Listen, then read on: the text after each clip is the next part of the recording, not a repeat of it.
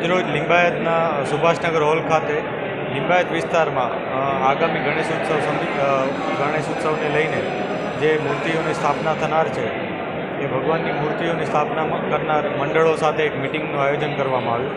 આ મિટિંગમાં આ વિસ્તારના રહેતા આયોજકો અહીંયા હાજર હતા। આ સાથે ગણેશોત્સવ સમિતિ જે સુરત શહેરની છે એના કેટલાક આગેવાનો પણ આગળ હાજર હતા। બધા સાથે ચર્ચા કરવામાં આવી। જે ભગવાન ગણપતિની જે મૂર્તિ છે એની સ્થાપના જે નિયમો નક્કી કરવામાં આવે છે એ મુજબ થાય, રજિસ્ટ્રેશન થાય, મંડપની સ્થાપના પણ એ પ્રકારે થાય કે જેથી લોકોને અડચણ ન થાય, સેફટી રહે, ભગવાન ગણપતિની મૂર્તિ છે એની પવિત્રતા જળવાય, તમામ લોકો શ્રદ્ધાપૂર્વક એમાં ભાગ લઈ શકે, બહેનો દીકરીઓને પણ કોઈ તકલીફ ન પડે, એ લોકો પણ સારી રીતના ત્યાં ભાગ લઈ શકે, આરતી કરી શકે અને જે આ સમગ્ર તહેવાર છે એ ખૂબ જ પવિત્રતા સાથે, શ્રદ્ધાપૂર્વક અને સામાજિક તથા ધાર્મિક એકતા સાથે ઉજવાય એ પ્રકારની ચર્ચા કરવામાં આવી। લોકોને વારંવાર રજિસ્ટ્રેશન કરી અને સંકલન કરવા માટે જણાવવામાં આવ્યું છે।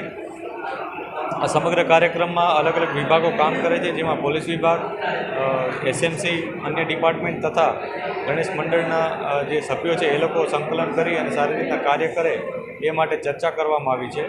અને વિસર્જનના દિવસે પણ શક્ય હોય તો સ્થળો પર જ વિસર્જન કરવામાં આવે, જેથી સોસાયટીના અને આ સમગ્ર આસપાસના લોકો આ વિસર્જનનો જે તહેવાર છે અને જે વિસર્જનની પ્રક્રિયા છે એમાં ભાગ લઈ શકે અને દૂર સુધી જવું ન પડે। લોકો જેમની ઉંમર વધારે છે, નાના બાળકો છે, એ લોકો પણ અહીંયા રહી શકે અને વિસર્જનની સમગ્ર જે કાર્યક્રમ છે ઉજવી શકે એ માટે અપીલ પણ કરવામાં આવી છે।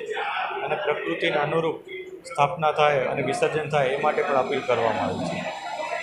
આ સાથે ભગવાનની મૂર્તિઓનું ક્યારેક કોઈ જગ્યાએ જ્યારે વિસર્જન થાય છે ત્યારે જે નક્કી કરેલી છે એના સિવાયની જગ્યાએ વિસર્જન કરવામાં આવે છે કે ગમે ત્યાં મૂકીને જતા રહે છે કેટલાક લોકો, તો એ ખૂબ જ ખરાબ બાબત છે અને કાયદાકીય રીતે પણ ખોટી વસ્તુ છે।